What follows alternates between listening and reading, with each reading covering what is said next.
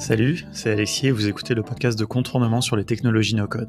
Chaque semaine, on part à la rencontre des personnes les plus intéressantes dont les projets vous feront découvrir toujours un peu plus cet écosystème en plein essor. Pour le premier épisode de cette 4e saison, j'ai le plaisir de m'entretenir avec Francis Lelon, le CEO de l'agence no-code Allegria Tech. Allez, c'est parti. Salut Francis, merci d'être venu dans nos locaux pour qu'on puisse échanger ensemble. Bonjour Alexis. À bonne distance évidemment. Ah, bien sûr. Alors, je sais pas s'il y a besoin de te présenter, toi ou ton agence Allegria Tech, tellement vous avez fait une entrée fracassante dans l'écosystème no-code en décembre dernier. Donc une entrée un peu précédée de pas mal de teasing, il y avait pas mal d'émotions, d'interrogations, un peu de suspicion même, j'ai envie de dire, dans les coulisses du no-code. C'était intéressant, en plus vous avez parlé un peu avec tout le monde, donc voilà, moi j'entendais un petit peu des choses et c'était très intéressant. Et donc je suis content du coup qu'on puisse enfin se parler, qu'on puisse démystifier un petit peu tout ça peut-être. Qu'on en sache plus sur toi, sur ce que vous allez faire avec Allegria, sur ce que vous avez commencé à faire même. Voilà, en plus une chose est sûre, c'est que vraiment vous avez affiché de grandes ambitions qui paraissent assez légitimes et fondées au regard de ton parcours entrepreneurial. Donc voilà, j'ai envie que tu m'en racontes plus. Voilà, donc on va évoquer tout ça ensemble. Et pour bien commencer, est-ce que tu peux te présenter? Oui, très bien, avec plaisir. Merci pour cette introduction. Écoute, je suis Francis Lelon. Si je devais me définir en quelques mots, c'est un parcours entrepreneurial depuis 20 ans, effectivement, avec une passion depuis toujours qui est Internet, que j'ai découvert dans les années 90, très tôt, ce qui effectivement vous donnera un indice sur mon âge avancé maintenant. J'arrive à un âge où on peut plus le dire, c'est terrible. Mais en tout cas, ça fait beaucoup d'expérience. Dans mon parcours, j'ai créé une quinzaine de sociétés. Certaines ont bien marché et d'autres ont été des beaux échecs, comme dans le parcours de beaucoup d'entrepreneurs, et on est riche de ces échecs aussi. Parmi les succès, bien évidemment, Sarenza.com que j'ai créé en 2003, qui était une très très belle aventure. Et puis un certain nombre d'autres sociétés. La dernière en date que j'ai accompagnée pendant 2 ans, elle s'appelle Cobuzz, qui est une plateforme de streaming musical concurrent de Spotify et Deezer sur le marché du haut de gamme. Et donc voilà, c'est un parcours d'entrepreneur plutôt orienté B2C, assez e-commerce également. Même si j'ai fait un peu tout dans ma vie, ce qui m'a souvent beaucoup motivé d'ailleurs, c'est de ne jamais faire 2 fois la même chose. Donc j'ai des expériences aussi bien d'agence, j'ai monté une agence de relations presse dans les années 2000, que des expériences de vente de mobilier contemporain sur Internet ou de communauté. Donc c'est des choses très diverses, très variées, qui m'ont amené effectivement à rencontrer beaucoup de problématiques et qui m'ont amené tout au long de ce parcours à avoir souvent beaucoup d'idées et beaucoup de difficultés à les mettre en œuvre. Et c'est peut-être ce qui m'a conduit un jour d'abord à croiser le chemin de Salesforce il y a 10 ans. Je suis admin de Salesforce depuis 10 ans et c'était un produit que j'ai beaucoup utilisé dans toutes mes sociétés quand il est apparu sur le marché, parce que ça permettait de faire beaucoup de choses. Et moi, ce qui m'a toujours intéressé dans ce parcours, ça a été pas la tech pour elle-même, mais qu'est-ce que je pouvais en faire, comment la tech pouvait être au service de la mise en œuvre d'une idée. Et donc, pendant toutes ces années, j'ai eu affaire à beaucoup d'équipes techniques, et pour le meilleur et pour le pire, malheureusement parfois. Et j'ai toujours été assez frustré de la barrière à l'entrée pour réussir à mettre une idée en place technique. D'abord, dans les années 2000, il fallait avoir toutes les compétences en interne, une équipe de folie pour pouvoir faire un site internet du niveau de ce qu'on a fait avec Sarenza. Beaucoup d'investissements, beaucoup de temps, beaucoup de difficultés aussi à passer une idée à une équipe technique et à la faire comprendre et à la faire réaliser. Et donc, pendant tout ce chemin, pendant tout ce parcours, au final, ce qui a vraiment changé ma vie, on va en reparler, c'est la rencontre d'Airtable il y a 4-5 ans maintenant, que j'ai utilisé dans toutes mes sociétés depuis et qui a été pour moi une vraie révélation. Super, écoute, plein de choses effectivement sur lesquelles on va revenir. Juste pour bien comprendre ton background, qu'est-ce que tu as fait comme étude? Tu disais tu t'as découvert le web très tôt. Est-ce que, le web et Internet, même avant le web, finalement, il y avait déjà des réseaux. Qu'est-ce que tu faisais? Ça, c'est plus j'ai pas l'occasion souvent de poser cette question finalement, tu vois. Et moi, je pourrais dire ce que je faisais, tu vois, la première fois que je me suis connecté, c'était pas très intéressant. Voilà. Est-ce que aussi, justement, tu devs un petit peu? Bon, voilà, un petit peu tout ça. Écoute, alors moi j'ai découvert Internet il y a longtemps, dans les années 80, juste avant les années 90. Et à l'époque, je me souviendrai toute ma vie, la première fois que je me suis connecté sur les BBS américains, j'avais la boîte à pizza Apple, le McLC, et j'avais utilisé le modem du Minitel pour me connecter aux États-Unis. Ça me coûtait une fortune parce qu'à l'époque on payait à la minute. Et quand ma mère m'a chopé la facture de téléphone, j'en ai pris une bonne, mais c'était génial et j'étais dans Wargame, quoi. Voir la première fois arriver sur mon écran du texte d'une université américaine, c'était génial, quoi. Et je me suis dit mais c'est pas possible ce truc, c'est incroyable. Et puis après, donc moi j'ai fait la fac, je suis allé à Nancy, et puis à cette occasion-là, j'ai monté premier site d'une université en France fait pour les étudiants en 91. Ça s'appelait University à l'époque. Il y avait 2 sites étudiants en France, il y avait Polytechnique et moi à Nancy. Et donc c'était assez sympa et on s'était bien éclaté aussi avec 2 potes à monter ça. Donc c'était vraiment, il y avait plein d'usages à l'époque qui étaient vraiment balbutiants. Mais c'était surtout cette possibilité d'accès à la connaissance dans le monde entier, quoi. C'était vraiment ça qui m'avait complètement fasciné à l'époque, pour le meilleur et pour le pire d'ailleurs, et ça n'a pas changé. Et puis après j'ai eu la chance d'être admis à l'EM Lyon, donc j'ai fait une école de commerce après la fac, et quand je suis arrivé à l'EM, pendant tout mon entretien en admission parallèle d'admission, je n'ai parlé que d'internet pendant une demi-heure. Donc là on était en 96. Et premier jour à l'école, l'administration m'a mis le grappin dessus en me disant, toi, tu vas nous faire le site internet de l'école. Il n'y avait pas d'email encore, il n'y avait pas d'ordinateur pour les étudiants. Et 2 ans après, il y avait le site de l'école. Chaque étudiant avait un email, tout le monde avait un portable.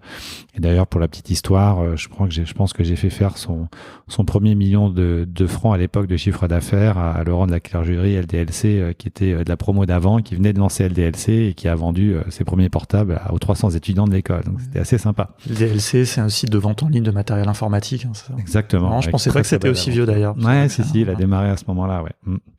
Il a dû démarrer en 96 ou 97 quand moi j'étais à l'école. Et puis donc après, je suis sorti de l'école en 98. J'avais absolument envie d'être de la partie de tout ce qui était en train de se passer dans le domaine du digital et la première vague d'Internet. Je voyais tout le monde lancer ses sites, tout le monde lancer ses startups. Moi, j'étais pas du tout de ce milieu-là. Hein. Je suis à Metz. Je suis un vrai provincial d'une famille tout à fait modeste et je me suis retrouvé à Paris chez Andersen Consulting à l'époque à essayer de monter un site d'e-commerce connecté à SAP chez Total. Donc autant dire que c'était pas du tout fait pour moi.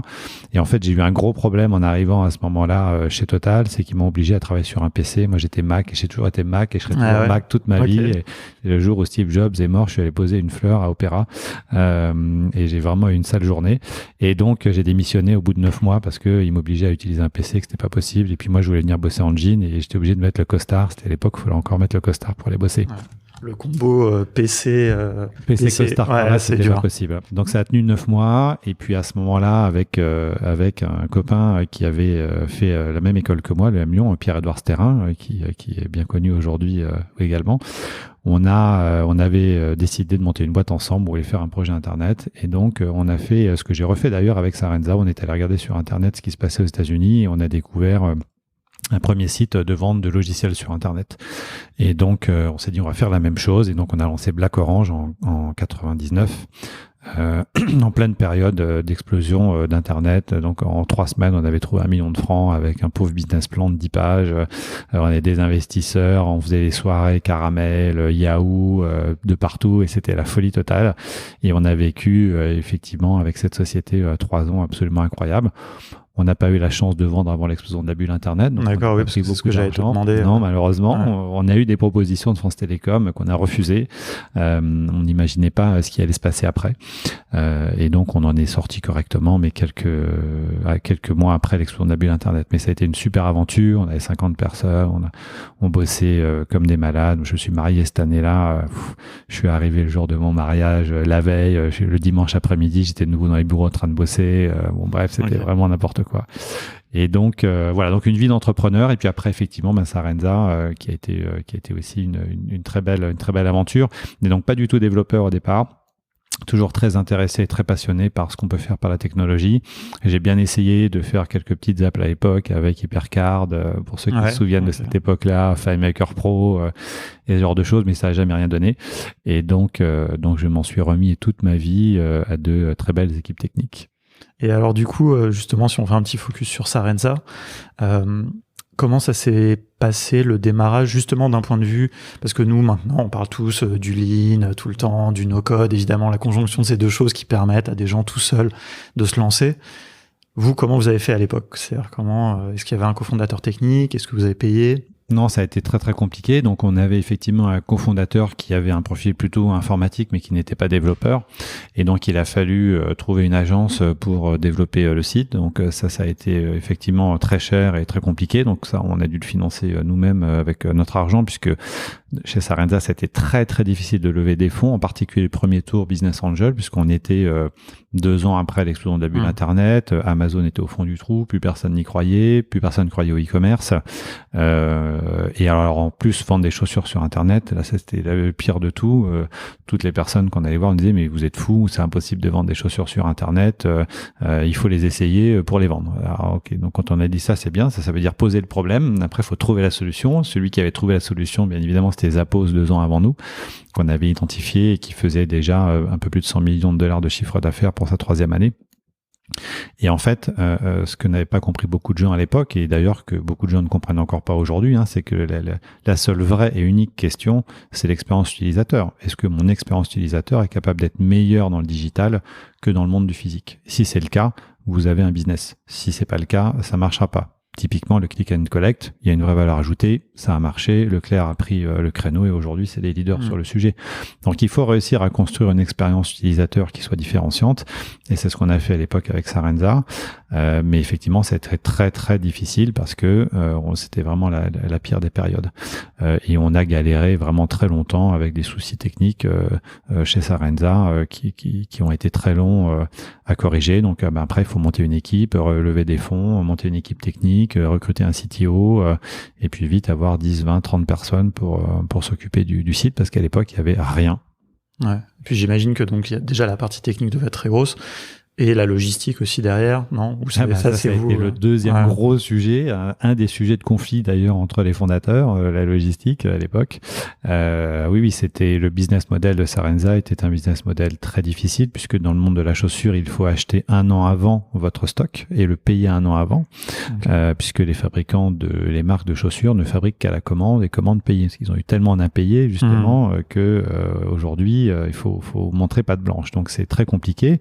Quand vous avez 10-15% de croissance par an, vous en sortez. Quand vous faites x3 tous les 6 mois, le BFR, donc le fonds de roulement de l'entreprise, devient très vite gigantesque. Et donc ça a été un sujet. Et le deuxième sujet, c'était effectivement la logistique, puisque je pense que quand on est parti, on devait déjà avoir quasiment 1 million de paires en stock, 400-500 000 paires en stock.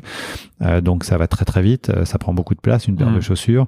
Et la logistique, ça a été un des gros chantiers, un des gros investissements de l'entreprise, oui. Et en plus, il y avait justement, pour pouvoir améliorer l'expérience client, ce fait que les gens pouvaient renvoyer les chaussures. Enfin, c'était ça un peu le secret. Bien sûr. Pour pouvoir essayer à domicile, il faut faire la livraison et le retour gratuit. Et là, on crée une expérience utilisateur fantastique puisque pour tous ceux qui ont eu l'occasion d'aller un samedi après-midi dans une boutique de chaussures, vous voyez une paire dans la vitrine, elle vous plaît, vous rentrez, vous attendez 10 minutes que la personne qui s'occupe de vous aille chercher la paire au sous-sol pour remonter, vous dire qu'elle a plus votre pointure. Et puis après, il faut se battre pour trouver un bout de siège pour s'asseoir, pour essayer. C'est l'enfer. Et puis en plus, pour le coup, en province, le marché étant aujourd'hui complètement dominé par les marques de succursalistes, c'est très difficile de trouver des jolies chaussures de marque en province. Avoir accès au magasin, avoir accès au choix. Exactement, très peu de choix. Donc tout ça, c'était très compliqué. Une fois que vous avez les chaussures chez vous, vous avez 100 jours pour les essayer. Vous les essayez avec toute votre garde-robe, vous les montrez à votre copine, votre mari, vos enfants. L'expérience est canon et c'est bien plus efficace pour choisir une paire de chaussures que de le faire en boutique. Mais ça reste complémentaire. Et d'ailleurs, on l'avait très bien vu à l'époque, les boutiques avaient très peur de l'arrivée de la vente de chaussures sur Internet et au final, ça n'a fait que faire croître le marché. C'est-à-dire que bien évidemment, ça dynamise un marché quand il y a un acteur sur Internet qui est fort et ça ne tue pas du tout les boutiques physiques. Il faut sortir de cette logique qu'on entend encore malheureusement quelquefois. Non, je suis bien d'accord. Et La légende dit que Tony Hsieh, quand il a lancé Zappos, au début, il allait acheter les baskets. Genre, il y avait un site où il y avait les baskets, et quand il vendait une paire, après, il courait les acheter chez Foot Locker. Enfin, je crois que c'est Foot Locker d'ailleurs. Mais je sais pas, est-ce que c'est vrai ça? Est-ce que c'est... Alors écoute, je peux pas confirmer ou infirmer cette légende de ce formidable entrepreneur qui nous a quittés malheureusement il y a quelques mois. En revanche, ce que je peux dire sur Zappos, et ça c'est vraiment une expérience incroyable, moi j'ai découvert le Wow Effect avec Zappos. Et en fait, qu'est-ce qu'on a fait à l'époque avec Sarenza? Quand on a découvert Zappos, on a voulu tester ça parce qu'il avait déjà sorti quelques articles sur le sujet à l'époque. Et donc, on a appelé depuis la France Zappos aux États-Unis en demandant une paire qui n'était plus disponible au catalogue. Et la demoiselle qui nous a répondu au téléphone a été très sympathique. Elle nous a laissé patienter 1 ou 2 minutes, a repris le téléphone et elle nous a répondu « Écoutez, on est désolé, on n'aura plus en stock, mais elle est disponible chez shoes.com ». Ah ouais. Vous imaginez, vous allez chez Carrefour, et le gars de Carrefour vous dit « Ah bah je suis désolé, je l'ai pas, mais c'est disponible chez Auchan en face ». Impossible, inimaginable en France. Ouais. Bah, c'est ça le wow effect. Ouais. Et c'est un exemple que je donne souvent aussi quand je parle de ce sujet-là. Après la vente de ma première société, je me suis fait plaisir, un truc de mec, je me suis acheté une jolie voiture, bref, une BM, pour ma première voiture neuve, j'étais trop content. Et je me suis arrêté toute ma vie, je suis arrivé chez moi, je l'ai mise au garage, j'ai ouvert le coffre et il y avait un bouquet de fleurs dans le coffre. Je m'en souviens encore 20 ans après. Voilà, c'est ça l'expérience client. C'est qu'est-ce qui va faire qu'à la fin, vos clients, vos consommateurs vont se souvenir de vous d'une manière différente. Et ce que faisait très bien Amazon d'ailleurs aussi à l'époque, c'est qu'ils vous annonçaient souvent 3 jours de livraison et vous l'aviez le lendemain. Vous dites, wow, c'est génial, c'est mieux que ce qu'on m'a vendu, quoi. Ouais. Et c'est ça qui fait toute la différence. Et c'est ça le wow effect. Et c'est ce que nous, on essaye de faire aussi pour nos clients aujourd'hui. Moi, j'ai eu le problème hier, j'ai acheté un four chez Darty. Il devait arriver aujourd'hui, il est arrivé hier. Sauf que du coup, j'étais pas chez moi. Ah voilà. Et donc, je vais devoir aller le chercher au point relais. Contre-exemple. C'est une logistique. Non, mais c'est intéressant, tu vois, ce côté. Enfin, non, mais Zappos, il y a plein de documentation, justement, sur leur service client. Vous avez vraiment à regarder et à lire son livre. C'est vraiment une mine d'idées. Il faut que je le lise d'ailleurs. C'est dans ma liste. Je suis pas très fan de livres comme ça, un peu entrepreneuriaux et tout, mais celui-là, on m'a dit quand même beaucoup de bien et je pense que c'est vraiment une... Complètement. Surtout qu'il survend pas le truc. C'est-à-dire qu'il est très, ils ont testé beaucoup de choses, ils sont revenus sur beaucoup de choses, en particulier sur le modèle de management qu'ils avaient tenté. L'holacratie. Ouais, exactement. Donc c'est vraiment intéressant de regarder tout ce parcours et cet enchaînement d'initiatives. Et au moins, il a quelque chose que j'aime beaucoup, c'est qu'il tente, il essaye. Ouais, non, c'est important à retenir. La suite, du coup, quand est-ce qu'on arrive au no-code? Ouais, la suite, ça a été des années un petit peu plus difficiles après, un certain nombre de projets qui n'ont pas forcément bien marché, qui n'étaient pas time to market, ou sur lesquels moi j'ai pas été bon dans la manière de faire les choses. Toujours numérique, toujours sur le web. Toujours du numérique. Ouais, j'ai essayé de faire avec un très beau modèle économique une communauté pour les footballeurs amateurs en 2008, qui avait très bien démarré, mais sur lesquels on était catastrophique sur l'exécution.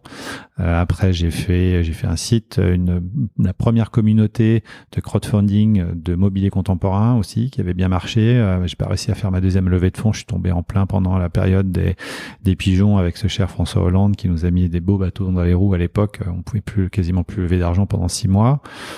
Et puis un certain nombre d'autres petits projets qui n'ont pas forcément bien marché. Et finalement, le no-code, je l'ai découvert donc dans une autre activité puisque j'accompagne depuis maintenant quelques années un programme qui s'appelle le Startup Leadership Programme, qui est un programme d'accélération à Paris, qui est le seul programme non-profit d'accélération à Paris. Donc vraiment, on prend ni capital, rien du tout. Et c'est vraiment complètement sur le bénévolat. Et à l'occasion d'accompagnement d'une boîte, et c'est quelque chose que je dis souvent sur le mentorat, si vous avez l'occasion de le faire, vous apportez autant aux fellows que eux vont vous apporter à vous. Et j'ai appris beaucoup de choses grâce aux sociétés que j'ai accompagnées aussi, moi, de mon côté. Et entre autres, j'ai découvert par une des boîtes que j'accompagnais, Airtable, qui utilisait Airtable. Et là, ça a été une révélation totale. Donc, c'était il y a 5 ans maintenant. Et donc, dans tous mes projets entrepreneuriaux après, que ce soit sur ma société de conseil ou chez Cobuzz, j'ai mis du Airtable partout. Et ça m'a vraiment changé la vie. C'est-à-dire qu'il y a un avant Airtable et un après Airtable. Est-ce que tu peux nous donner des exemples peut-être de ce que tu fais ou ce que tu as fait justement avec Airtable? Enfin, Ouais, alors il y a beaucoup de choses. Je pense que je sais pas combien j'ai de tables aujourd'hui dans mon workspace sur Airtable, mais j'arrive plus à les compter. Pour donner un exemple concret, lorsque je suis arrivé chez Cobuzz, donc j'avais à peu près une centaine de collaborateurs, il n'y avait pas de SIRH. Tous les RH étaient gérés dans un tableau Excel, plus ou moins bien suivi. Et donc, on avait un sujet qui était les entretiens annuels. Et les entretiens annuels n'avaient pas été faits depuis un certain temps, donc ça, c'était pas bien. Donc, moi, je suis arrivé, j'ai voulu remettre en place les entretiens annuels. Donc, faut faire ça à la date anniversaire du recrutement de la personne, dans l'idéal, pour éviter de faire tous les entretiens annuels en même temps.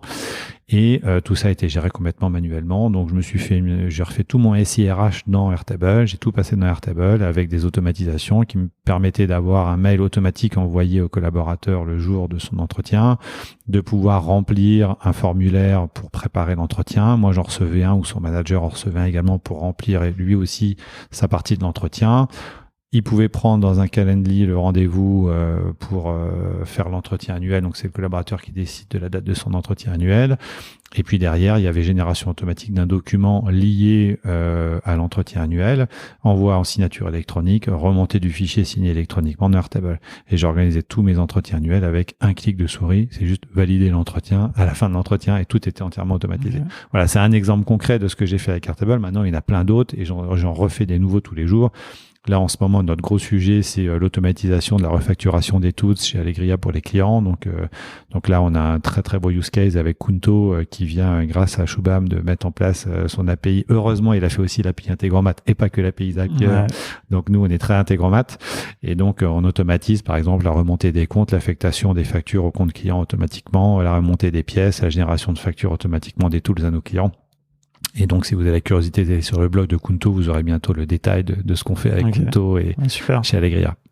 Ah, ça, c'est hyper intéressant. C'est une vraie problématique. Hein. D'ailleurs, c'est une petite. Du coup, je savais pas que vous faisiez ça, mais c'est une question qui revient souvent sur le Slack, notamment pour les gens qui sont en freelance. Comment vous faites pour facturer les abonnements à vos clients, tu vois? Je sais pas si tu as. Ouais, exactement. J'avais participé à cette petite conversation il y a quelques semaines d'ailleurs sur le Slack. Et effectivement, c'était un peu compliqué jusque maintenant avec Kunto sans l'API parce qu'il fallait faire des get manuels en HTTP request. Donc, c'était un peu compliqué. Là maintenant, avec l'API, il y a automatiquement la remontée des nouvelles lignes d'écriture dans la banque et les updates aussi d'écriture dans la banque en automatique. Donc deux calls API qui marchent très bien. Et comment vous faites pour assigner, c'est un petit détail technique, mais pour assigner à un client une charge, par exemple, un abonnement Webflow, savoir qu'il correspond à tel... Enfin déjà, est-ce que tu recommandes de laisser le client payer lui-même son abonnement Webflow ou vous le payez peut-être avec une marge au passage, et après affecter. Donc nous, on a une religion chez Allegria, c'est que on ne prend aucune commission sur les outils que l'on recommande ou que l'on vend. On n'est pas revendeur d'outils no-code, on est intégrateur et on veut impérativement garder notre libre arbitre sur le choix et les recommandations qu'on fait des outils pour nos clients. Donc, on refacture à l'euro près ceux qui nous demandent de les prendre pour leur compte, pour une raison généralement tout simplement de praticité, parce qu'il y a des stacks techniques avec des fois 10 outils no-code et ça les saoule d'avoir 10 factures tous les mois pour 20 ou 30 balles. Et donc, nous, on a automatisé ça et on leur envoie derrière systématiquement de manière assez simple. Et puis sinon les autres clients les prennent directement eux à leur charge.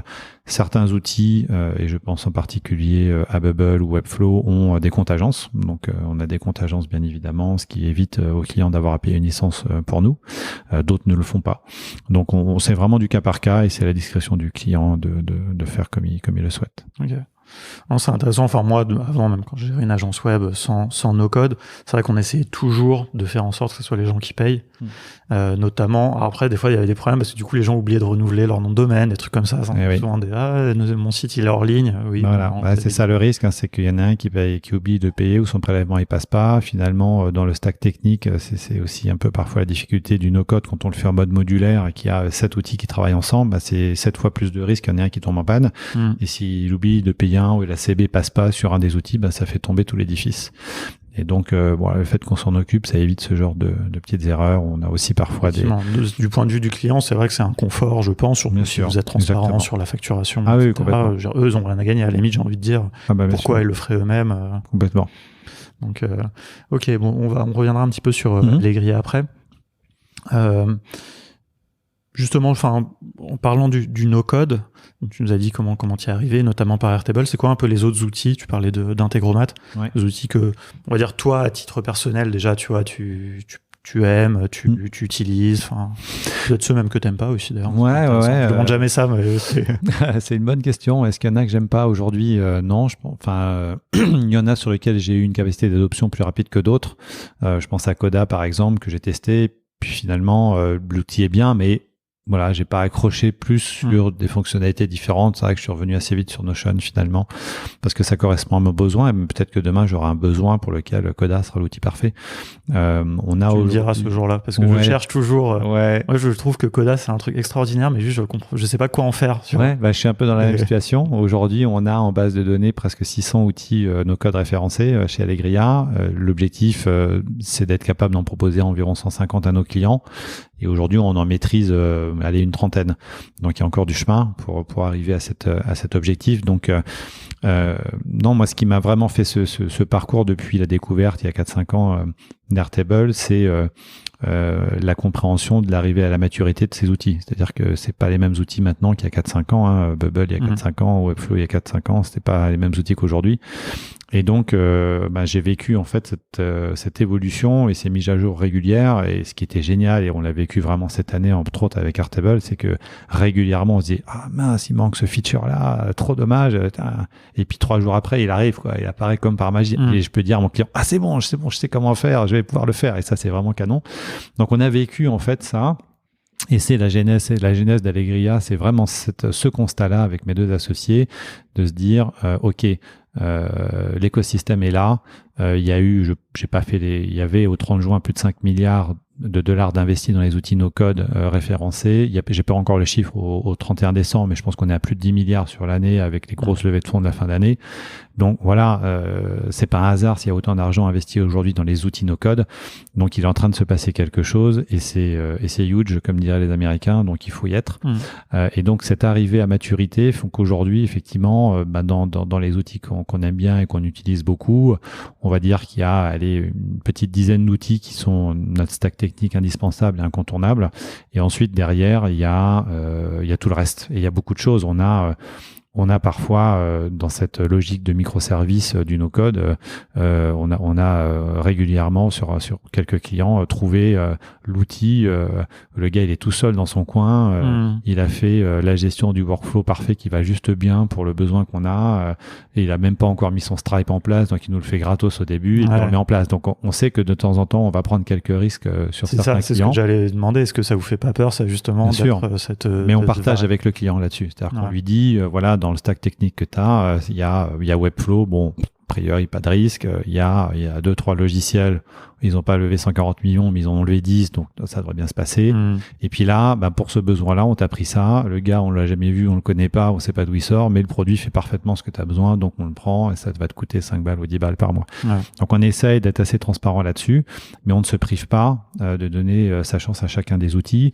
On est même en train chez Allegria de monter toute une équipe qu'on appelle l'équipe innovation. Il va y avoir 5 personnes qui seront dédiées qu'à ça, à identifier les outils, à les tester, à les scorer et à faire en sorte ensuite de les évaluer pour les mettre à la disposition de nos makers. Ok, c'est bien, c'est bon à savoir. C'est vrai que c'était une des questions un peu que je m'étais posée, tu vois, quand là, toute cette phase où vous annonciez votre lancement, il y avait cet argument vraiment du côté multi-outils, j'ai envie de dire. Et c'est vrai que nous, on se posait la question, enfin, tu vois, quand on discutait comme ça avec d'autres gens de la communauté, côté, mais comment être expert de tous ces outils, quoi. Tu vois, c'est vraiment... Ouais, bien sûr, c'est une très bonne question. Aujourd'hui, quand on regarde effectivement les quelques autres agences qui se sont lancées effectivement sur Paris, on a pas mal échangé ensemble et certains ont fait le chemin inverse. Ils étaient effectivement aussi multi-produits au départ et puis ils se sont concentrés sur du Bubble ou sur du Notion, par exemple. Non, je pense qu'on peut pas aujourd'hui se positionner comme une agence généraliste qui va aller proposer du no-code aux PME et aux grands comptes en étant un monoproduit. C'est pas possible.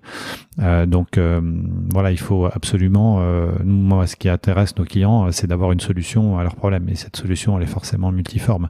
Donc ce qui veut dire qu'il faut vite avoir la taille critique. Et il faut être capable de financer l'atteinte de cette taille critique. Et c'est notre enjeu principal. J'aimerais bien que justement, en parlant d'outils, il y a un outil, moi, qui m'interpelle un peu, qui est très bien financé, qui est très populaire, dont nous, on ne parle pas du tout, qui est Uncork. Oui. Que j'ai même jamais pu tester, puisque de toute façon, ça fait partie de ces outils Enterprise, ouais. On va dire que bon. Moi, dès que je vois de toute façon le bouton demander une démo ou un truc comme ça, je quitte immédiatement. Mais bon, c'est un peu mon parti pris. Mais cela dit, je suis quand même très curieux d'en savoir un peu plus, parce qu'il me semble que c'est un des outils que vous comptez quand même pas mal utiliser. Peut-être que vous utilisez déjà. Ouais, complètement. Est-ce que tu peux nous en dire plus déjà sur l'outil en lui-même? Ouais. Déjà, t'es la première personne qui peut m'en parler un peu plus. Non, et puis après, ce que vous allez en faire. On sera ravis de te faire une démo et te permettre d'y accéder. Ouais. On a les credentials pour le faire. D'abord, Uncork, ça a été une rencontre incroyable parce que vraiment, on a vraiment construit Allegria en se disant il faut qu'on amène le no-code, il faut que le no-code sorte des MVP, que le no-code sorte de la startup. C'est des super outils qui permettent à plein de boîtes d'aller très très vite, de tester beaucoup de choses, mais il est temps qu'on aille à la rencontre des PME et des grands comptes.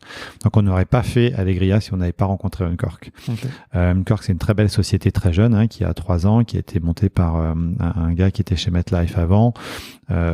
Juste pour planter le décor pour ceux qui connaissent pas Uncork, c'est 400 millions de dollars de levée aujourd'hui avec Google, BlackRock et Goldman Sachs. C'est quasiment la moitié des entreprises cotées aux US dans le domaine de la banque, de la finance et de l'assurance qui est cliente. Et ils sont présents bien évidemment aux États-Unis, également en Asie, et ils viennent de lancer il y a quelques mois leur bureau à Londres pour commencer à venir s'implanter en Europe. Et on a la chance avec Allegria d'être leur premier master partner. Je pense qu'on est les premiers à avoir signé en Europe, en tout cas en France c'est sûr, et encore aujourd'hui le seul partenaire en France. Donc c'est vraiment quelque chose de très important pour nous. On est bien évidemment avec ce produit sur des niveaux de coûts, de licences adaptés aux grands comptes et aux grandes entreprises. Pour moi, c'est clairement le prochain Salesforce ou le prochain SAP Uncork. La promesse d'Uncork, elle est simple, c'est d'apporter le no-code, mais vraiment du no-code. C'est-à-dire que c'est pas du low-code, c'est du pur no-code aux grands comptes. Pour vous donner juste un exemple de ce qu'a réussi à faire, et sans faire de polémique, parce que je sais pas combien ils l'ont vendu à la mairie de New York, mais il faut savoir que Uncork, c'est la plateforme qui a été choisie par la mairie de New York pour traiter tout le sujet du Covid. Ils ont fait une dizaine d'applications pour la mairie de New York. Si vous avez suivi un petit peu le sujet de l'application Stop Covid en France, je ne sais pas si tu sais combien elle a coûté. Non, je ne sais pas si j'ai envie de le savoir d'ailleurs, parce que 6 millions d'euros. 6 millions. Voilà, okay. C'est le tarif de Cela dit, je la trouve réussie. Mais oui, mais 6 millions d'euros quand même. Ouais. Donc c'est très bien, super. On ne sait pas combien de temps ça a pris. Ça a pris quelques mois pour la sortir. Moi, c'est surtout ça que je trouve. Voilà, avec des choix technologiques.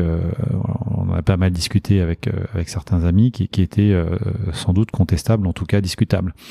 Uncork, qu'ils ont fait dans les ensembles des applications qu'ils ont mis en place pour la mairie de New York, la plateforme de livraison des plateaux repas gratuits qui a été mis en place au moment du confinement en début d'année, en avril-mai. Est-ce que tu as une idée du temps qu'ils ont mis pour développer une plateforme qui était capable, le premier jour de sa mise en œuvre, de livrer 1,5 million de repas par jour? Difficile à dire, j'ai envie de dire, bon, sachant que c'est du no-code, peut-être 1 mois, 2 mois, quelques mois. 3 jours. Ok. Au début, j'allais dire quelques semaines, mais je me suis dit, bon, 3 jours. C'est un peu... Voilà. Okay. Donc, ça plante le décor de leur capacité. La grande force d'Uncork, c'est que ils vont cocher toutes les cases demandées par un grand compte pour faire du no-code, et en particulier celle de la sécurité. C'est certifié SOC 2, ça fait le OAuth, ça fait tout ce qu'on peut attendre. L'hébergement on-premise, sur les serveurs, c'est Azure. Tu veux être Azure, c'est du Azure. Tu veux être du Google, c'est du Google. Voilà, c'est absolument, c'est hébergé dans la zone géographique que tu le souhaites. Et c'est donc single tenant, c'est-à-dire que les données du client ne sont que sur son instance à lui et ne partagent pas ces données sur une instance partagée avec d'autres clients. Donc c'est ça qui fait la force de Uncork. Après, bien évidemment, c'est encore une société jeune. Le designer est peut-être pas encore au niveau de ce que proposait aujourd'hui un Webflow, par exemple. Parce que tu peux juste graphique, c'est pas facile en podcast, mais juste dire un peu à quoi ça ressemble. Ça ressemble beaucoup à du Bubble, mais plutôt orienté j'allais dire pour du grand compte. C'est-à-dire qu'il y a des cas d'usage d'entreprise. Exactement. En sachant que aujourd'hui, alors nous on a encore peu d'expérience aussi avec Uncork, on démarre tout juste dessus, on n'a pas encore rencontré de cas d'usage qu'on n'arrivait pas à faire sur Uncork. Eux, leur promesse aujourd'hui, c'est vraiment de dire on est capable de tout faire avec Uncork en no-code. Il n'y a pas de limite. Ils ont travaillé sur des sujets extrêmement complexes de calcul, d'attribution pour des autorisations de crédit aux États-Unis avec des algorithmes très complexes. Ils ont réussi à le faire. Donc voilà, il y a visiblement pour le moment pas trop de limites. Les seules limites qu'il faut garder en tête sur le no-code en général, ça vaut pour Uncork, mais sur les autres, il y a un certain nombre de cas d'usage aujourd'hui sur lesquels nous, on lève quand même un petit peu le pied. D'abord la mobilité, PWA c'est bien, mais on voit qu'aujourd'hui les applications pour faire du no-code en mobile, c'est quand même encore un peu le début. Et puis quand on a besoin d'avoir des solutions avec une latence très faible, typiquement vous êtes une banque, vous voulez passer des ordres de bourse, bon c'est à la microseconde, le code sera toujours plus performant qu'une application no-code avec une surcouche au-dessus. Donc voilà, il y a quelques sujets sur lesquels, même pour un grand compte, on peut se poser la question de savoir si on veut faire du no-code. En termes de workflow, on va dire un peu d'algorithmie, enfin je suppose que c'est tout ce qu'on veut. Ouais, c'est comme Bubble. Comme Bubble, connecteur API aussi, de la templétisation, tout ça fonctionne très bien. Il faut garder juste en tête un élément qui est important, c'est qu'en France, on n'a pas du tout cette tradition déjà low-code qu'ont les anglo-saxons.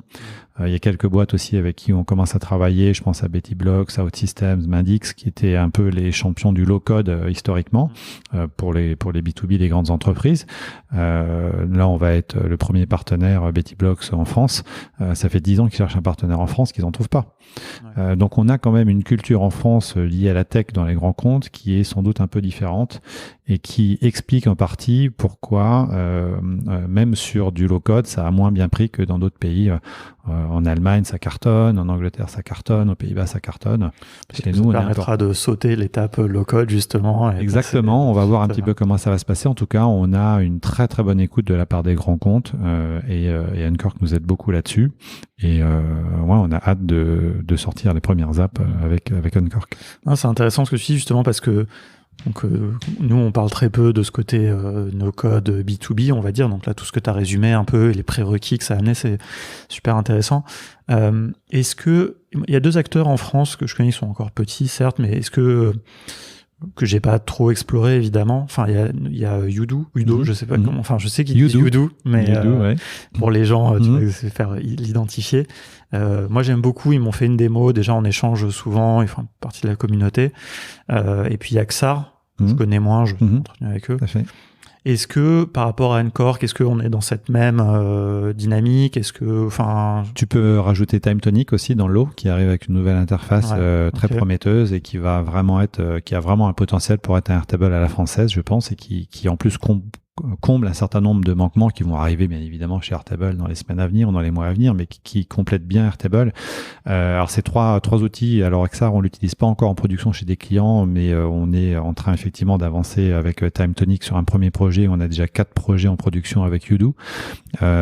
C'est des applications super qui ont un potentiel pour aller voir du grand compte, mais trop tôt à mon sens encore, et qui ont besoin de se compléter, sauf effectivement dans quelques cas tout à fait spécifique, ça peut arriver. Je sais que Xar, par exemple, a déjà signé avec l'armée en France, donc a déjà un client qu'on peut qualifier de type grand compte.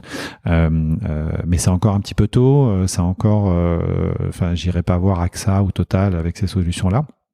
On adore Udo, on travaille beaucoup avec eux, on est très proche d'eux, on est leur première agence, on est partenaire, et donc ils ont un super produit qui pour aujourd'hui nous est on va dire un des outils qu'on utilise le plus dans l'environnement PME, un produit qui s'adapte très bien sur la PME, qui progresse très très vite, on a hâte de voir le produit évoluer encore cette année. Mais c'est chouette d'entendre ça parce que moi j'échange avec eux depuis pas mal de temps, on a eu l'occasion de se rencontrer. D'ailleurs je pense que bientôt venir sur le podcast. Justement, c'est bien, je pense, après qu'on ait échangé là, parce que ça introduit ce sujet vraiment. Sinon, c'est difficile de parler du B2B pour le grand public, pour les gens qui ne connaissent pas forcément ce contexte de PME ou de grand compte. Mais je trouve ce qu'ils font est super. Sauf que c'est difficile. Nous, par exemple, dans la communauté No Code sur le Slack, quand ils en ont parlé, c'est vrai que c'est difficile pour les gens de s'approprier cet outil parce que ça correspond pas à un cas d'usage. Mais je pense que ce qui leur manquait, effectivement, c'est des partenaires comme vous qui font le bridge, en fait, entre l'outil que eux proposent et le client final, quoi. C'est-à-dire donc devenir un peu intégrateur, comme on disait un peu dans cet ancien monde. Ouais, bien sûr, ça vaut pour tous les logiciels. Salesforce, c'est pareil, SAP, c'est pareil. Toutes ces boîtes travaillent avec des intégrateurs. Je crois que c'est difficile, malheureusement. pour ces sociétés d'édition de logiciels, le point mort arrive souvent deuxième, troisième année. Donc soit on a beaucoup d'argent et effectivement on est capable de focuser son énergie sur l'amélioration du produit et c'est ce qu'il faut faire. Mais quand on n'a pas la chance d'avoir levé suffisamment d'argent, qu'est-ce qu'on fait? Finalement, on fait de la prod parce qu'il faut bien rentrer un peu de sous et donc on se met à faire de la presta, donc on n'améliore plus le produit et là, c'est là que la spirale négative démarre. Donc, et les discussions qu'on a aujourd'hui aussi avec Timetonic sont les mêmes. Ils sont dans la même situation. Là, ils sont en train de préparer une belle levée de fonds. Dès que la levée de fonds sera faite, ils pourront arrêter de faire eux de la presta et s'appuyer sur des gens comme nous pour prendre le relais là-dessus. Et c'est notre raison d'être. Donc, il y a une vraie complémentarité. Pour que ça fonctionne, il faut effectivement qu'il y ait un marché. Et nous, on a lancé là le 7 décembre. On avait déjà quelques clients d'avant puisqu'on a vraiment fait ça en mode test and learn pendant 1 an avant de lancer l'agence. Aujourd'hui, on a plus d'une vingtaine de clients déjà et on est déjà plus d'une quinzaine de personnes. Donc ça, en 2 mois, donc ça grossit très vite et les clients sont là, les marchés sont là et donc on a bon espoir de pouvoir être effectivement un partenaire de toutes ces solutions technologiques pour les aider aussi à leur permettre de se concentrer sur le développement de leurs produits. Et on a besoin d'avoir des applications made in France. Il n'y a pas de raison. On a des gens très intelligents chez nous, des super ingénieurs, des gens qui connaissent bien le produit et donc on va les soutenir, ouais, c'est sûr. Ouais, parce que c'est vrai que c'est bien en tant qu'affaire que ça vienne de France. Et puis souvent, ça peut être un prérequis ou en tout cas une grande préférence pour les DSI, pour les PME, au-delà du favoritisme national, mais juste des contraintes de sécurité. Même la langue. Nous, on a régulièrement des PME qui viennent nous voir en nous disant, nous, on est désolé, mais nos stakeholders, l'anglais, c'est pas leur truc. Airtable, c'est sympa, mais moi, je mets pas Airtable si c'est en anglais, quoi. Donc voilà. Alors c'est pas forcément la meilleure raison pour pas prendre Airtable. Il y en a d'autres, mais en tout cas, l'hébergement des données en France, la langue, l'accessibilité, la disponibilité des équipes, la compréhension de certains enjeux nationaux sur des sujets réglementaires, tous ces éléments-là font qu'il y a de la place pour des solutions no-code françaises et on en croise d'autres régulièrement. On a encore échangé avec une boîte là, qui est à Lille aussi, qui est en train de se lancer. Voilà, ça va arriver aussi. Est-ce qu'il y aura de la place pour tout le monde? Ça, on verra bien maintenant que le meilleur gagne, chacun d'avoir son produit. Et je prends toujours l'exemple des CRM. Les gens me disent toujours, mais regarde les CRM, il y a Salesforce, ok, mais il y a Salesforce, mais il n'y a pas Drive, il y a HubSpot, et aujourd'hui, dans le monde du CRM, il y a 200 solutions sur le marché. C'est pas parce que Salesforce est le numéro 1 mondial qu'il n'y a pas la place pour les autres. Ouais, ça ne correspond pas à tous les cas d'usage non plus, à toutes les bourses, à tous les budgets. C'est très intéressant. J'ai oublié ma question, mais du coup, j'en posais une autre. Je suppose qu'il y a beaucoup de ces clients, de ces contacts d'Allegria qui viennent de ton carnet d'adresses, en tout cas de tes vies précédentes. Comment tu les contactes? C'est quoi les arguments? Je peux en imaginer déjà certains, puis que tu as évoqué un peu, mais ton pitch, tu vois, pour justement convaincre ces grands comptes, tu vois. Alors aujourd'hui, on a 3 business units chez Allegria. On a une dédiée aux startups, une pour les PME, une pour les grands comptes. Et effectivement, les arguments les outils sont pas du tout les mêmes d'une business unit à une autre. Ce qui reste le fondement de toute façon quand même globalement du no-code, c'est 3 arguments majeurs que vous connaissez tous. C'est plus vite, moins cher, 100% personnalisé. Ça, c'est les 3 arguments de base. Quand on travaille sur le sujet des grands comptes, on se rend compte assez vite qu'il y a quelques arguments supplémentaires qui sont très importants pour eux, qui sont en particulier ce qu'on appelle la legacy, c'est-à-dire toutes ces applications maison qu'ils ont développées pendant des années avec des équipes qui sont parties à la retraite, qui sont plus là, ou des prestataires qui ont changé, et donc sur lesquels la maintenance est un enfer. Faut savoir que pour un grand compte aujourd'hui au niveau mondial, mais c'est la même chose en France, 50% de son budget tech est consacré au développement d'applications maison ou à leur maintenance. C'est la moitié du budget, donc c'est énorme. Et ça pose plein de problèmes. Je prends toujours le même exemple, il est très simple. Chez Kunto, donc Néobank, j'ai en temps réel mes débits bancaires le samedi, le dimanche, le lundi, ça marche très bien. À Société Générale, mon débit du vendredi soir, je le vois le mardi matin, quoi. Comment c'est possible aujourd'hui, quoi? C'est quoi cette expérience utilisateur? Comment on peut encore aujourd'hui faire ça? Ça, c'est le résultat de la legacy. Donc ça, ils ont bien conscience de ça. Ils ont conscience aussi d'une autre chose que nous, on a découvert assez récemment en échangeant avec une grosse banque de réseau que je pourrais malheureusement pas citer, qui a fait une étude comparative entre le coût technique d'un client banque de détail d'une néobanque donc américaine et le coût du même client ici en France. Donc aujourd'hui, avec 10 millions d'euros, on fait une banque. Hein. Il n'y a plus de barrière à l'entrée. Il y en a plein qui se lancent aux États-Unis. Il y a 20 ans, c'était beaucoup plus compliqué d'aller concurrencer les grandes banques. L'écart de coût technique entre le client américain et le client français, c'est 95% moins cher dans la néobanque. Okay. 95% moins cher. Et elle utilise bien évidemment beaucoup de techno no-code pour aller beaucoup plus vite et que ça coûte beaucoup moins cher. Donc ces grands comptes aujourd'hui... Le service en plus n'est pas forcément équivalent. C'est exactement ce que j'allais dire. C'est-à-dire qu'aujourd'hui, ces grands comptes ont conscience que non seulement ils payent beaucoup plus cher que ce qu'ils devraient payer, et qu'en plus la prestation en face est rarement au bon niveau. Et donc, ce qui change aussi dans les grands comptes, c'est que la compétence technologique et la connaissance des sujets technologiques, c'est largement répandu maintenant. Et donc, on se retrouve aujourd'hui face à des DSI qui commencent à vraiment maîtriser la réalité des coûts, la réalité de ce qu'ils achètent. Et c'est normal, hein, ça prend du temps. On parle là de 10 ou 15 ans seulement pour ces technos-là. Donc, il faut le temps que ces grosses boîtes recrutent des gens qui savent de quoi ils parlent, qui soient passés par là. Et donc, c'est ces arguments-là principalement qui font ça. Alors, on ne transformera jamais un grand compte en start-up avec du no-code, hein, ça faut être clair. En revanche, on peut leur permettre d'aller beaucoup plus vite pour beaucoup moins cher sur plein de sujets, et c'est là qu'on intervient. J'ai une petite question par rapport justement à ton expérience passée. Tu as fait quand même pas mal de e-commerce. Je me demandais un peu, c'était quoi ta vision aujourd'hui des solutions no-code autour du e-commerce? Shopify. Ouais. Voilà. C'est tout. Ça s'arrête là. Enfin, what else, quoi. Tu vois, j'ai envie de dire ça. Aujourd'hui, Shopify est tellement évident, simple, pratique, rapide. Bon, je devrais pas dire ça, mais on a eu récemment un grand compte qui nous a fait pitcher pour un site e-commerce. Donc, il a fait pitcher nous et leurs agences traditionnelles. Les agences traditionnelles leur ont proposé des budgets entre 50 000 et 100 000 euros pour faire le site e-commerce. Ouais. Nous, de notre côté, tu veux qu'on fasse une pause et on repose la question? Non, c'est pas grave. Il y a Erwan qui arrive. Il y a Erwan qui arrive. Salut Erwan. Il n'y a pas de souci. C'est les aléas du direct. Donc, on a pitché leur site e-commerce. On leur a fait un devis à 5 000 euros versus 50 à 100 000 euros pour les agences traditionnelles. Et eux, je suppose qu'ils avaient proposé des solutions à base de Magento, de choses comme ça. Je ne les ai pas vues. Je ne sais pas ce qu'il y avait à l'intérieur, mais c'était sans doute très compliqué. On l'a vendu à 5 000 euros. Ça nous a pris 8 heures pour le faire sur Shopify. Ok. J'aurais pu leur vendre à 2000, mais ils ne m'auraient pas pris, j'aurais pas été crédible. Ouais. Donc, tout ça pour déjà dire... à 5000, ça fait un sacré écart. Ça faisait déjà un sacré écart. Donc, tout ça pour dire qu'effectivement, aujourd'hui, c'est un des sujets. Alors, la contrepartie de ça, et ce sur quoi il faut faire attention, c'est le shadow IT. Hein, donc, c'est effectivement le risque de voir toutes ces grosses boîtes avoir un certain nombre de leurs collaborateurs qui décident d'eux-mêmes d'aller commencer à utiliser du Airtable, du Webflow ou du Shopify dans le dos de la DSI. Sans que ce soit validé.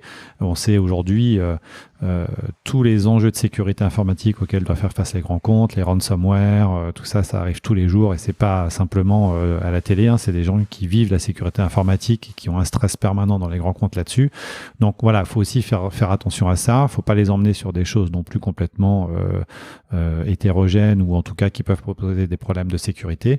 Il faut réussir à trouver le compromis entre améliorer les compétences des collaborateurs dans les entreprises par les outils, mais en même temps garantir la sécurité de ces grosses boîtes qui sont des cibles effectivement pour les pirates. Et parce que ça, la question, c'est que j'ai l'impression que des fois, tu risques d'avoir juste des contraintes de la DSI ou toutes ces choses-là qui vont juste bloquer le choix de Shopify. Bien sûr, ouais, on se bat tous les jours sur ça. Après, les outils, beaucoup de ces outils ont bien compris que pour eux, c'était important aussi d'aller vers les grands comptes. Hein. Donc, Airtable en particulier a fait d'énormes efforts en termes de sécurité. Ils ont beaucoup de labellisation en termes de sécurité. On arrive aujourd'hui à faire entrer Airtable dans des grands comptes. C'est pas le cas encore pour tous les outils, mais ça va progresser. Et puis, ceux qui seront pas certifiés, ils passeront pas à la barre. Voilà, des demandes de sécurité de ces grands comptes. Mais voilà, c'est pas grave. Ils feront de la PME, ils feront de la start-up. Il y a le marché. Ce que tu disais tout à l'heure sur les CRM. Exactement. Il en faut pour tout le monde, pour tous les goûts. La signature électronique, par exemple, aujourd'hui, il y a 250 fournisseurs de signature électronique. Quand vous allez regarder sur le site de l'ANSSI combien sont certifiés en France pour avoir une valeur juridique, ils sont 15. Okay. Bon, voilà. Si vous faites signer des compromis de vente pour des immeubles, vous allez prendre dans ces 15-là. Si vous faites signer un devis à 1000 euros pour un client, Pandadoc, c'est très bien. On pourrait parler longtemps de tous ces aspects. Pour en revenir à des choses un peu plus j'allais dire personnel, mais en fait, je suis curieux de savoir un peu comment, toi, est-ce que tu as toujours le temps de te former à ces outils, ou tu te reposes un peu sur des équipes Non, je m'oblige à continuer à les utiliser. Ouais. Je m'oblige, je prends tellement de plaisir à les utiliser d'ailleurs que c'est pas vraiment une grosse obligation. Ce que je fais de moins en moins, c'est de la prod, puisque pendant la première année, comme je disais tout à l'heure, on a vraiment fait du test and learn pendant 1 an, donc on a signé nos 3 premiers clients au printemps 2020 en pleine crise Covid à distance, alors qu'on les avait jamais rencontrés en visio, donc ça c'était assez sympa, avec une promesse qui était on va vous le faire en no-code et si on n'y arrive pas on vous rembourse, donc comme ça c'était transparent et c'était clair. Pour le moment on n'a pas eu à rembourser, donc ça c'est cool. Et du coup toute la prod avec Christelle et Thomas on l'a fait nous directement, donc bien évidemment j'ai fait beaucoup de prod à ce moment-là, beaucoup d'Integromat, beaucoup de Zapier, beaucoup de Airtable. J'ai pas passé la barrière de la formation Bubble, qui nécessite quand même une marche un peu plus importante que j'ai pas eu le temps de faire. Je m'étais promis d'essayer d'avancer sur Rotools. Finalement, j'ai été rattrapé par le quotidien d'Allegria. J'ai pas eu le temps de m'y mettre autant que je voulais. C'est un outil dans lequel il faut rentrer quand même. Exactement. C'est très puissant, mais il faut quand même. Mais je veux vraiment rester à jour là-dessus. C'est important de connaître son produit. Moi, c'est essentiel. J'ai besoin de ça.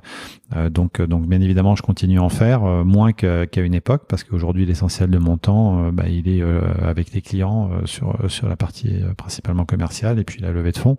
Donc c'est difficile, surtout au regard de la vitesse à laquelle ça avance, et ce qui est difficile aussi, et c'est pour ça que nous on essaie d'avoir des makers qui se spécialisent quand même sur un certain nombre de produits, c'est que non seulement il y a des nouveaux produits qui arrivent en permanence, mais il y a des updates des produits actuels aussi en permanence. Donc typiquement là, Airtable, les nouvelles automatisations, j'ai eu 2 heures pour regarder ce qu'ils faisaient et tester, donc c'est pas suffisant pour bien maîtriser les choses. Donc je sais que chemin faisant, forcément, je serai de moins en moins dans les outils. Ça fait partie du jeu. Mais heureusement, j'ai Christelle qui est à fond dessus, Thomas, bientôt JB là qui nous rejoint, qui va être notre Head of Visual Programming, qui va s'occuper de tous les outils type Bubble, Udoo et Uncork. Et donc l'équipe s'agrandit pour pouvoir garder ça, et puis on fait notre petite veille en interne, et puis on a la veille de No Code France aussi qui est super bien faite, donc on a tout ce qu'il faut. Petite dédicace à Julien cette semaine qui régale des milliers de personnes avec sa veille. Écoute, on arrive sur la fin, mais justement donc on a un peu évoqué Allegria tout en fil rouge. Et comme je te disais avant l'épisode, j'aimerais inviter Christelle à faire un autre épisode pour parler plus spécifiquement de comment vous allez fonctionner. Mais si tu veux nous faire peut-être un peu synthétiquement un peu le pitch quand même d'Allegria, même si tu as dit plein de choses, mais voilà un peu quelle est votre ambition. Vous êtes affiché comme la première agence no-code, d'ailleurs ça. J'ai un peu grincé. Jasé. Non, mais après, on comprend aussi. Je pense que vos ambitions, elles sont légitimes. Après, je pense que c'est important aussi de garder, de rendre hommage aussi aux gens qui étaient là avant. Mais bon, ça c'est après. Ouais, d'ailleurs, j'ai fait mon mea culpa en disant, on dit pas qu'on est la première à l'avoir fait, mais on dit qu'on est les premiers en chiffre d'affaires, et je pense qu'effectivement, on doit déjà l'être. Donc c'était plutôt ça l'idée. Non, le positionnement pour nous, c'est vraiment l'agence qui décode le no-code. Donc l'objectif, c'est de pouvoir travailler, de rester quand même sur le marché des startups, même si c'est pas là qu'on va faire l'essentiel de notre business, mais on veut pouvoir accompagner des entrepreneurs dont c'est le projet, parce qu'ils sont très exigeants sur la qualité, ils nous font progresser beaucoup sur la qualité de ce qu'on fait. Et là, on va sans doute prendre encore un dossier que tout le monde a refusé et qu'on va essayer de faire parce qu'on peut se le permettre, et donc on va essayer de le faire parce que c'est ça qui nous fait avancer, essayer de repousser les limites. Exactement. Il reste l'Allegria. Donc il y a cette idée-là. Donc notre vocation, en revanche, c'est quand même vraiment d'accompagner l'accélération de la transformation digitale des PME, et pour les grands comptes, de leur permettre de devenir plus agiles que ce qu'ils sont aujourd'hui en leur faisant adopter les outils no-code. Après, Allegria s'inscrit dans un projet plus global, d'essayer de constituer vraiment un groupe dans le domaine du no-code au niveau européen. Et donc, forcément, c'est la raison pour laquelle on lève aussi de l'argent, c'est la raison pour laquelle on discute avec beaucoup d'acteurs sur le marché. Et puis, on a vocation aussi à essayer d'aider sur d'autres sujets que celui de l'agence, et en particulier sur le sujet de la formation, parce qu'on aimerait bien pouvoir monter une école de formation aussi au no-code d'ici la fin de l'année. Donc voilà, il y a plein de projets dans les cartons, et on recrute beaucoup en ce moment, donc n'hésitez pas, on va être obligé là d'ouvrir notre plateforme aussi sur Welcome to the Jungle très rapidement, parce qu'on a pas mal de recrutements en cours. Voilà, et surtout on prend beaucoup de plaisir dans ce qu'on fait. Donc et je crois que c'est ça qui est très important sur ce marché du no-code. Il faut avoir envie d'apprendre, il faut avoir envie d'apporter des nouveaux services à ses clients, et si on est dans cet état d'esprit, les clients suivront, j'ai pas d'inquiétude. Ouais, non, c'est clair, et si les clients suivent, ça vous donne des moyens. Enfin, moi je trouve ce qui est intéressant, c'est que forcément, quand il y a un nouvel gros acteur potentiel qui arrive dans un écosystème qui était jusque-là très familial, on va dire, etc., ça suscite forcément des questions, j'ai envie de dire pas forcément des craintes. Et moi, ce que j'attends un peu de vous, c'est que vous nous aidiez, enfin, contribuer, et je pense que vous l'avez commencé à le faire, à amener de la lumière sur le no-code. Parce que de toute façon, nous, avec Erwan, on le dit depuis le premier jour, hein, nous, de toute façon, on parle avec tout le monde, parce on a intérêt tous à faire grandir ce mouvement, enfin, le mouvement, et surtout le faire connaître, tout ça, et ça profitera à tout le monde, quoi. Bien sûr, le gâteau est énorme. Exactement. C'est le sens de l'histoire, c'est vraiment la conviction que l'on a. La conviction, c'est qu'il y aura un après nos codes, hein, et ça sera peut-être l'IA dans 15 ans, 20 ans. On dira à son ordinateur, fais-moi un soft qui fait ça, et puis l'ordinateur, il se débrouillera tout seul et il le fera. J'avais été assez, si vous avez eu l'occasion de tester Tableau, les commandes vocales de Tableau qui permettent de pouvoir construire en automatique à la voix un tableau sur la base des datas disponibles dans l'entreprise. C'est assez impressionnant ce qu'ils arrivent à faire. Donc, bien évidemment, tout ça n'est qu'une étape sur l'automatisation des process et des outils pour le particulier, pour les entreprises. Mais en tout cas, on a au moins 15 ou 20 ans devant nous avec le no-code pour faire des belles choses. Et nous, on est ravis à chaque fois qu'on découvre une nouvelle agence, à chaque fois qu'on découvre des gens qui vont faire la promotion du no-code. Il y a vraiment de la place. Et on a hâte de pouvoir vous inviter tous dans nos bureaux pour voilà, dès qu'on sera moins confinés pour discuter de tout ça, parce que c'est super de le faire en visio, mais c'est quand même sympa de se rencontrer en vrai. Oui, carrément. Donc il faut regarder ça fait partie de notre ADN en France. Moi, j'avoue que c'est vraiment un des trucs qui me manque là dans cette situation. Enfin, au cours de l'année dernière, on a rencontré énormément de gens par visio interposé. Mais nous, à la base, on a commencé en faisant des meet-up, on était 4, 5, etc. Et on a hâte du moment où là, on va pouvoir... Enfin, c'est pas pour que les gens soient nombreux, mais c'est pour se rencontrer tous les gens avec qui on échange, plein de gens talentueux qu'on a vus, mais avec qui on n'a jamais eu l'occasion de se voir. C'est vrai, comme tu dis, peut-être c'est un côté aussi français, mais voilà, pour moi, partager un verre, quelque chose avec ou sans alcool, c'est important. Et donc, ou avec. Voilà. Non, mais je veux exclure personne. Voilà, très bien. Tout le monde est le bienvenu, mais non, j'espère que vous organiserez des meet-up, et nous aussi, et qu'on fera des choses communes et tout ça. Donc, je pense que l'avenir est assez radieux, malgré la situation un peu pénible, mais c'est vrai que je pense qu'on fait partie d'un écosystème qui a beaucoup de chance. On a beaucoup de chance par rapport à d'autres activités. Effectivement, moi j'ai beaucoup d'amis dans la tech qui ont fait moins 70, moins 80 en 2020. Je crois que cette crise du Covid a aussi fait prendre conscience encore plus à beaucoup de PME de l'impérieuse nécessité de se digitaliser et d'accélérer la digitalisation. Et c'est notre raison d'être de les aider là-dessus et de leur apporter les moyens justement de pouvoir quand on est une PME de province, qu'on est sur son marché et qu'on doit faire face parfois à des startups qui ont levé des millions, qui ont tous les moyens, qui n'ont pas forcément vocation à être rentables tout de suite, on se retrouve vite un peu seul, technologiquement parlant, et on en accompagne un certain nombre qui sont dans ce cas-là, et c'est super de pouvoir leur apporter des solutions qui créent de la valeur avec un ROI rapide et qui se retrouvent pas effectivement à regarder le train passer. Eh ben, écoute, on arrive aux deux dernières questions qui sont toujours les mêmes. Je suppose que tu n'as pas beaucoup de temps libre, mais si tu en avais un peu plus, est-ce que tu as des idées en tout cas de side project, d'un side project que tu ferais en no-code? J'imagine que tu dois avoir pas mal d'idées comme tous les entrepreneurs. Est-ce que tu en as une à nous partager? Ouais, alors il y en a pas mal. Il y en a pas mal des side projects. Il y en a pas mal. Non, je pense que la difficulté quand on est dans ce qu'on fait aujourd'hui, c'est qu'il faut s'interdire de réfléchir à des side projects, parce que j'ai fait ça pendant un moment, j'en ai fait trop, et donc du coup j'avais effectivement trop de fer au feu. Il y a pas mal de side projects que j'ai eu en tête qui ont été réalisés avec succès par plein de gens, et donc je me disais après, ah bah tiens, j'y avais pensé aussi, mais je l'ai pas fait. Donc ça, c'est tout le temps la même histoire. On est plein à avoir ce genre de choses. Non, on a un projet effectivement auquel on réfléchit depuis quelques temps avec Christelle, mais dans un secteur dont je ne peux absolument pas parler ici maintenant, et donc voilà, qui est un des secteurs qui fait le plus d'argent sur Internet. Tu auras très vite deviné, sans que j'ai rien à dire, de quel secteur je parle. D'accord, j'ai une idée. Et est-ce que oui, c'est une petite question du coup subsidiaire, mais est-ce que vous avez l'envie aussi avec Allegria d'éditer des solutions peut-être? Ah oui, bien sûr. Proposer ouais, okay. Tout à fait. La vocation d'être d'Allegria, c'est également d'avoir un certain nombre d'outils. Donc, on va pas faire des outils no-code pour faire des outils no-code. L'idée, c'est plutôt de faire des outils no-code à destination des agences et d'autres agences. C'est-à-dire d'essayer de faire partager notre savoir-faire avec d'autres agences, et d'en faire des outils un petit peu dans l'image de ce qu'avait fait Céline Lazort avec MangoPay. On sait aujourd'hui qu'il y a un certain nombre de sujets sur lesquels on manque d'outils quand on travaille en tant qu'agence, et sur lesquels on pourrait apporter des solutions assez intéressantes et assez simples. Donc voilà, l'idée, c'est pas de refaire un Bubble ou de refaire un Webflow, mais plutôt d'apporter des outils de pilotage de projets no-code, soit pour le compte de nos clients qui auront eux-mêmes des équipes no-code en interne, puisque je pense que demain, dans quelques années, il y aura beaucoup d'annonces de recrutement de makers pour les entreprises, pour en avoir en interne, comme aujourd'hui, ils vont recruter des développeurs ou des spécialistes du marketing digital. Donc c'est plutôt dans cette logique-là qu'on réfléchit aujourd'hui et qu'on va essayer de développer quelques produits. Ouais.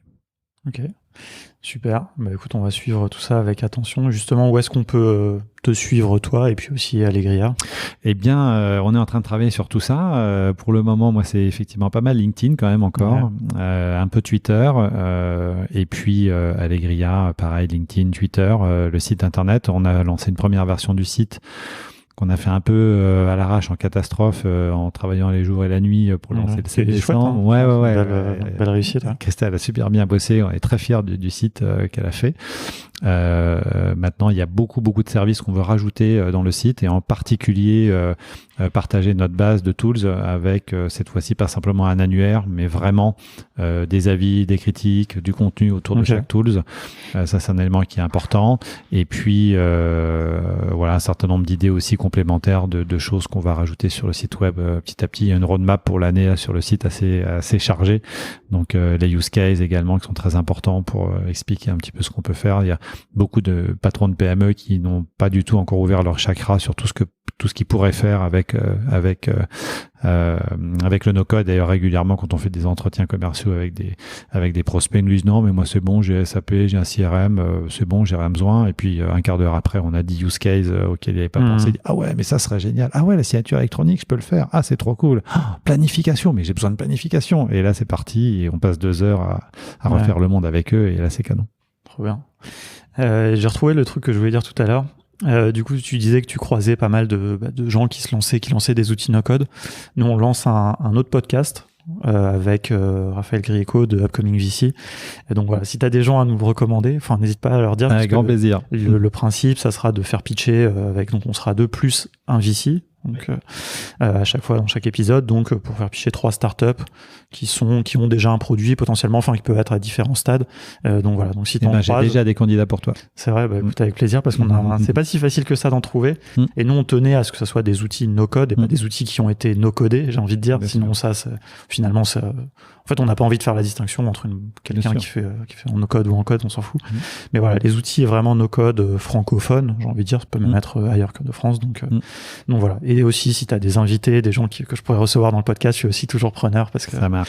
Parce que c'est pas évident finalement, ça prend du temps aussi de dénicher les pépites. Avec plaisir. Écoute, merci beaucoup. Merci à toi, merci pour ton accueil, ravi. Salut.